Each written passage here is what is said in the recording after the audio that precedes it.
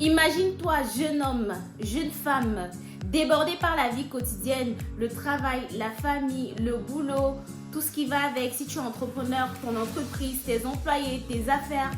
Et à côté de ça, tu ne cesses d'avoir toutes ces pensées qui ne font que ruminer dans ton esprit.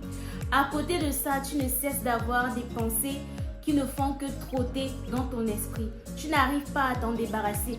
Elles sont interminables. C'est comme si tu faisais constamment le bilan de ta vie avec des pensées comme « et si ça ne marchait pas? Et si ça échouait?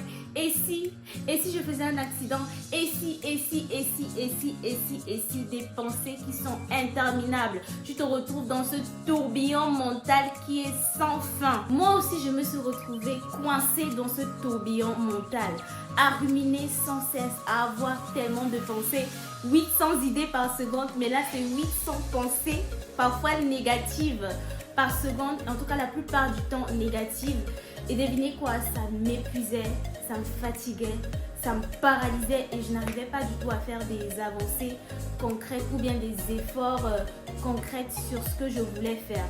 Et je me suis rendu compte qu'il fallait que je trouve une solution parce que ça ne pouvait pas continuer comme ça.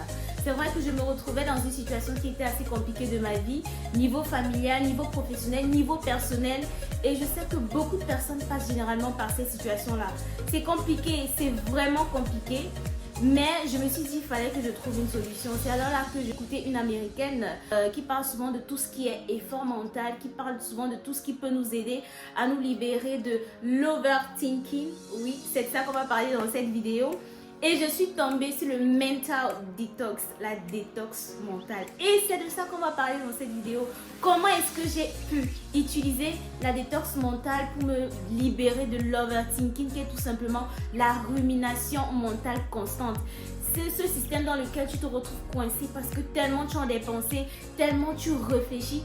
Il n'est pas... Là, je vais faire un petit disclaimer. Il y a une différence entre penser, réfléchir à sa vie, réfléchir à son quotidien et overthinker. Ça veut dire que tu penses tout le temps et généralement c'est des pensées paralysantes, généralement c'est des pensées qui t'empêchent d'avancer, généralement c'est des croyances limitantes et c'est pour ça que ça nous fait défaut en fait, parce que le fait de trop penser, tu te retrouves en train d'être épuisé, tu te retrouves en train de... J'ai même fait des recherches scientifiques qu'on va partager tout à l'heure pour vous montrer à quel point le fait d'overthinker, la rumination mentale peut être très destructive pour nous, que ce soit au niveau mental et même au niveau physique, parce que ça a des effets physiques, que ce soit pour des maladies graves qui surgissent bien après ou quoi que ce soit.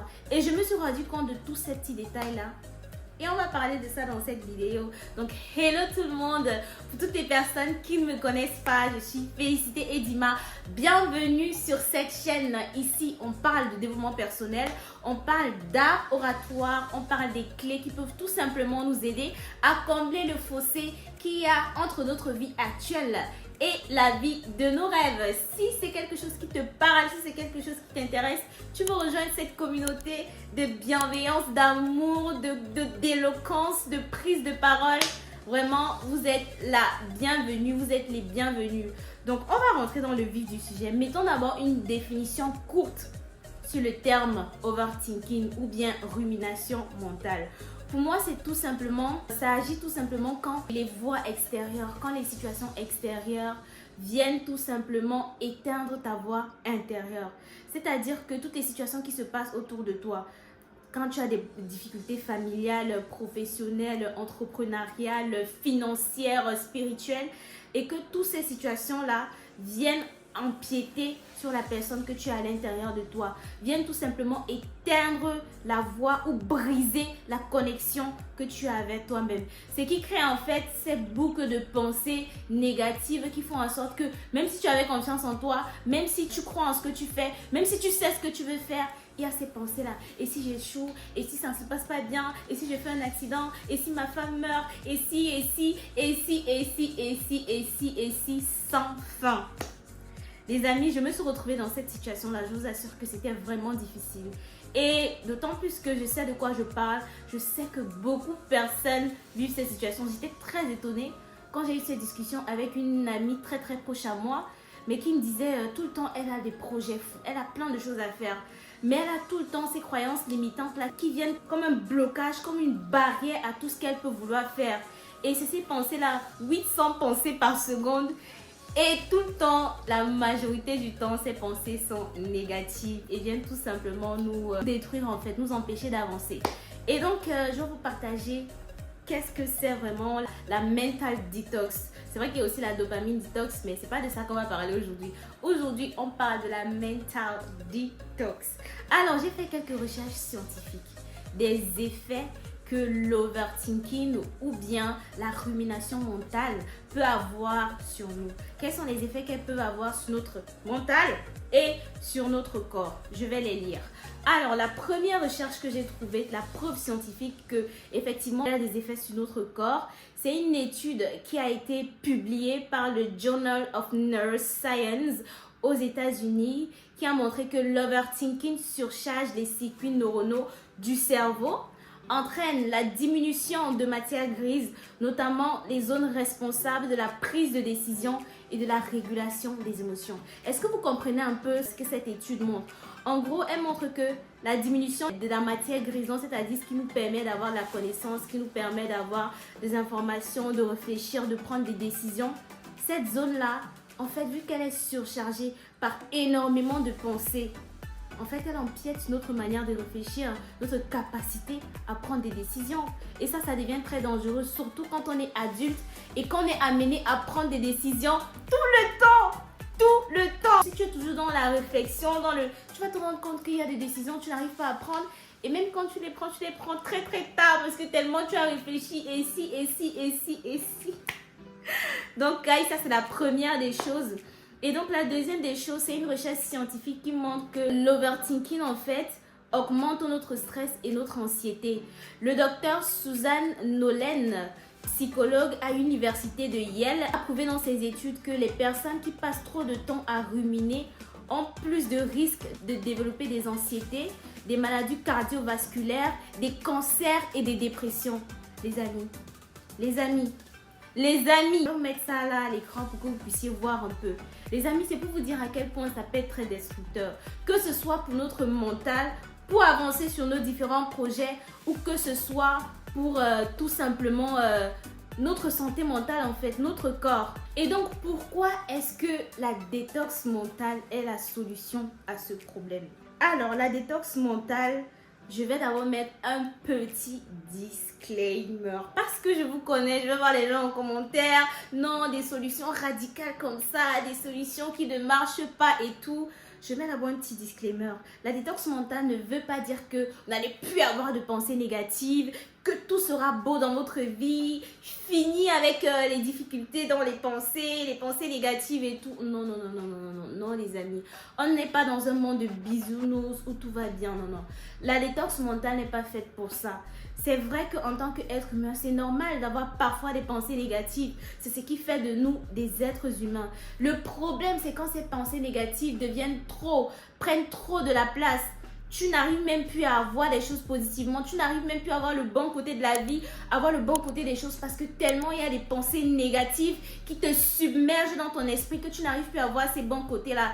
Et c'est de ça qu'on parle. La détox mentale plutôt, elle a en fait pour... vous voyez le bruit mental qui est à l'intérieur parce que toutes ces pensées-là, laissez-moi vous convaincre, hein, c'est que du bruit mental. Et donc ce bruit mental, elle là et vient de tout ce qui est extérieur. En fait, la détox mentale a son rôle de nous connecter à nous-mêmes afin de faire taire le bruit extérieur. Parce qu'en fait, toutes ces pensées négatives là, si on voit bien, quand on est un enfant, on n'a pas tellement peur de la vie, on n'a pas tellement toutes ces pensées là. Donc la détox mentale, c'est tout simplement reconnecting with my inner child, se reconnecter avec mon enfant intérieur, se reconnecter avec qui je suis vraiment et faire en sorte que cette voix extérieure soit faible. Parce que c'est vrai qu'on est dans ce monde, c'est vrai qu'on est dans une société où il y a plein de choses qui se passent. Le journal, il y a toujours des mauvaises nouvelles à Gaza, tout ce qui se passe au Congo, tout ça. C'est vrai. Avec toutes ces pensées, des personnes qui se suicident, des personnes qui ont fait ci, des personnes qui meurent. C'est vrai. Mais en fait, la mental detox, c'est tout simplement le fait de se dire que je me reconnecte à moi-même, je me reconnecte à mon essence et tout ce qui se passe à l'extérieur n'a pas forcément cet impact-là sur moi. Ne viens pas empiéter sur mes pensées, ne viens pas empiéter sur ma façon de me voir. Parce qu'effectivement, toutes ces pensées-là s'empiètent aussi sur la personne, sur la façon dont nous nous voyons. C'est le reflet de la personne que nous voyons quand on se regarde en face, là, dans le miroir. Quand on est seul, là, sa chambre, la nuit. Donc, les amis, c'est tout simplement ça. Mental detox, c'est tout simplement le fait de se reconnecter, de se connecter à son enfant intérieur et de baisser ce bruit extérieur. C'est vrai que je suis dans un monde avec toutes ces difficultés, avec toutes ces bonnes choses, mais j'arrive quand même à me connecter à qui je suis. J'arrive quand même à garder ma positivité. J'arrive quand même à garder ma bonne humeur. Un mental sain et un mental d'acier. Parce que oui, ça aussi c'est important. Donc les amis, je vais vous partager les 3 techniques qui m'ont aidé en tout cas à pratiquer cette mental detox. Je vous parle des choses qui ont marché pour moi, que j'utilise encore aujourd'hui, et je vais vous rappeler que c'est pas un coup de la chance, c'est vraiment pas un coup de la chance que bingo c'est parti, tous mes pensées négatives sont parties. Non, c'est un truc que j'ai intégré dans mon quotidien. Elle fait partie intégrante de ma routine matinale ou de soir. Vraiment, c'est des choses que je fais au quotidien. Et pourquoi je me force à les faire? Parce que je me dis c'est important de garder les bonnes habitudes. Ça m'a aidé à un moment donné, mais si j'arrête, c'est un peu comme me lâcher encore, je vais dire quoi, dans la gueule du loup ou quoi que ce soit. Donc, j'ai listé toutes les techniques. Je regarde ici parce que j'ai listé toutes les techniques. Je ne veux rien louper de tout ce que j'ai à vous partager. Donc, pour moi, la première des choses, c'est tout simplement le journaling. Le journaling. Beaucoup de personnes négligent le journaling. Beaucoup de personnes qui n'aiment pas écrire pensent que c'est juste des futilités, c'est juste des je ne sais pas quoi, des choses qui ne marchent pas. J'ai ce carnet, ça fait maintenant plus de 1 an. Ce carnet, il est noir, mais je l'aime beaucoup. J'ai écrit Manifestation dessus. Et de l'autre côté, j'ai écrit Félicité. En fait, ce carnet, il m'aide beaucoup à faire mon journaling. Et pour toutes les personnes qui ne savent pas, ça a été prouvé scientifiquement que écrire, c'est thérapeutique. Je répète, écrire, c'est thérapeutique. Donc pour toutes les personnes qui négligent l'écriture, pour toutes les personnes qui pensent que non, c'est juste pour blaguer, c'est juste pour nanana, tu n'as pas besoin de vouloir être auteur ou écrivain pour écrire tout ce qui se passe dans ton esprit. En fait, si vous voulez écrire, en fait, ça permet de réorganiser ses pensées. Parce que pendant l'overthinking, en fait, c'est tout simplement avoir une désorganisation dans ses pensées, avoir plein de choses qui nous passent par la tête. Écrire, ça permet de mettre de l'ordre dans ce qu'on pense et dans notre façon de penser à la chose. Et aussi, si vous voulez, ça permet de réduire la pression mentale. Moi, ce que je fais, quand j'ai des choses qui me passent par la tête qui sont négatives, que ce soit par rapport à quelqu'un, que ce soit par rapport à ma vie et tout ce qui va avec, j'écris tout ce qui me passe par la tête. Mais vraiment, sans donner une forme, sans donner introduction, corps, conclusion, vraiment, j'écris tout ce qui me passe par la tête. Et ensuite, si c'est vraiment quelque chose, une pensée dont j'aimerais me libérer ou une pensée dont j'aimerais chasser, qu'est-ce que je fais? J'écris, je déchire. Il y a déjà plein de pages que j'ai déchirées dans ce livre. Je déchire et je brûle. Vraiment, les gars, allez essayer de me dire. Si tu constates que ton corps est lourd, si tu constates que ton cœur est lourd avec des pensées contre une situation, contre quelqu'un, contre ton époux, contre ton ami, contre ta famille, écris et tu brûles. Tu verras que ça va te libérer. Et écris de manière sincère. Écris vraiment tout ce qui te passe par la tête, sans mettre une forme, sans mettre de contraintes ou de limites. Écris, mais vraiment, laisse-toi aller. Tu brûles. Tu verras comment tu vas te sentir libéré. Je l'ai fait quand, à un moment donné où ça n'allait pas du tout dans ma vie personnelle ou dans ma vie romantique, où je vivais quelques difficultés contre quelqu'un ou bien contre une situation. J'ai écrit tout ce qui me passait par la tête. Et les amis, je vous assure que le même soir, j'ai dormi comme un bébé. Toutes ces pensées négatives, limitantes que j'avais vraiment, they were gone, like really gone. Donc la première technique d'écriture, les amis, always have this, like always. With you, toujours. Ensuite, la deuxième des techniques, c'est la méditation et la pleine conscience. La méditation et la pleine conscience. Ça, je vais tout simplement l'expliquer par un témoignage que j'ai vécu et qu'une amie aussi à moi a vécu. En fait, si vous voulez, la méditation, ça paraît difficile au début. Vraiment difficile. Moi, avant, si vous voulez, j'étais vraiment le genre de personne rester calme comme ça dans une pièce, fermer les yeux, être avec. C'était compliqué. C'était vraiment compliqué. Il y a un moment, je me suis dit, bon, je mets tout de côté, je reste pendant une journée, pendant 5 minutes, rien que 5 minutes. Hein. Je ferme mes yeux, je ne parle pas, je ne fais rien, juste comme ça. C'était dur, c'était vraiment dur. Et j'ai compris que je n'arrivais pas à le faire parce que tout simplement, je n'étais pas en paix avec moi-même. Et que j'avais peur que toutes ces pensées, toutes ces choses auxquelles je refuse de faire face surviennent. Ces choses auxquelles je refuse de voir en face se mettre pendant le moment où je ferme les yeux. C'est pour ça que vous allez voir des personnes qui, avant de dormir, elles prennent d'abord 5 minutes de méditation, elles restent, elles se reposent. Il y a des personnes qui ne peuvent pas faire ça. Et je comprends hein, tout à fait. Parce que faire face à ces démons, c'est... ça nécessite du courage. Il faut se le dire. Ça nécessite énormément de courage. Donc, ce que j'ai fait, c'est commencer avec 2 minutes. Avant de dormir, je prends 2 minutes, je ferme les yeux, je me concentre sur ma respiration, j'essaie de voir en face pourquoi est-ce que j'ai ces pensées-là, de me poser des vraies questions et que ce soit dans mon esprit. Et parfois même je parle, j'ai fait l'effort de parler, je pense à ça, ça m'est venu à l'esprit aujourd'hui, ça. Et je me suis rendu compte que au fur et à mesure que je le faisais, je prenais beaucoup plus de temps. Parfois j'arrivais même à 5 minutes, alors qu'au départ je n'arrivais même pas du tout à me détacher de tout ça. Et en plus c'est conseillé par les psychologues. Des gens ont fait des recherches sur la méditation pour voir à quel point ça a la capacité de calmer notre corps, réduire cette anxiété qui nous pousse à avoir toutes ces pensées négatives, croyances limitantes. Mais vraiment, ça aide, guys. Donc, guys, la dernière technique que je partage avec vous pour une bonne mental detox, c'est tout simplement de réduire les distractions numériques.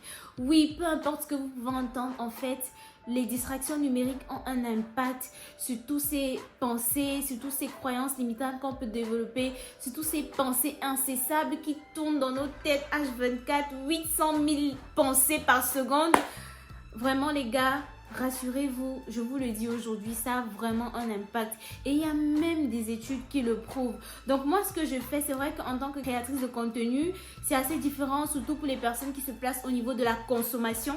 C'est différent. Mais en tant que créatrice de contenu, moi, ce que je fais aujourd'hui, je passe parfois une journée dans la semaine, je m'exige en fait une journée dans la semaine où je passe sans téléphone, que ce soit le dimanche. Par exemple, le lundi d'après, je vais passer toute la journée sans le lundi parce que c'est férié. Je vais passer la journée à la maison avec ma soeur. Ce que je fais, c'est que je mets mon téléphone de côté, mes appareils de côté. C'est vraiment un moment de profiter, vraiment detox, like really detox. Et ça me fait un bien fou, je vous assure. Et quand je reprends mon téléphone, mes esprits, mes pensées, mes croyances sont beaucoup plus saines. Et j'appréhende la chose de manière tellement différente, les gars. Et je vous assure que ça fait un bien, que ce soit pour réorganiser ses pensées, même la distanciellement avec le côté numérique, avec Internet, avec tout ce qui se passe, tout ce qu'on peut voir, tout ce qu'on peut entendre. Vraiment, les amis, ça a des effets. Et on est arrivé à la fin de cette vidéo. Vraiment, je vous conseille de mettre en pratique ce que je vous donne, ce que je vous ai donné tout à l'heure. Et de me dire en commentaire quels sont ce que vous avez déjà mis en pratique, comment ça marche pour vous, comment est-ce que vous allez les implémenter dans votre vie quotidienne pour avoir la meilleure année 2025, pour bien commencer l'année bien comme il le faut. Donc les amis, en attendant, je vous souhaite de passer une très très belle fin d'année. Et on se dit à la prochaine pour la nouvelle vidéo. Et bienvenue à tous les nouveaux, bienvenue à toutes les personnes. Et aussi merci à toutes les personnes qui m'envoient des mails, qui commentent à mes vidéos, qui like. Je vous vois tous. Si j'ai pas encore répondu à ton commentaire ou à ton mail, t'inquiète pas, je prendrai mon temps et je vais répondre à tout le monde. Donc les gars, on se dit à la prochaine.